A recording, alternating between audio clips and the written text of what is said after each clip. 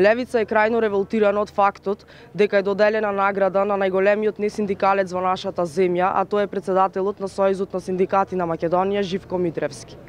Минатата недела во Битола се одржа манифестацијата на успешни битолчани, каде што на оваа личност е доделена награда како борец за синдикални и работнички права. Нити е борец за синдикални и работнички права, а најмалце представува синдикалец во нашата земја. Дали критериумот за добивање на оваа награда се неостварените работнички права, неодговорност за смрт на работник на работно место, каде што бројот е особено најзастапен, а тоа е во тешката индустрија и текстилните фабрики, неисплатени придонеси, непријавени работници, неисплатен регрес за годишен одмор. Или пак можеби тоа се нечовечките нехумани услови за работа и несоодветна заштита на работникот.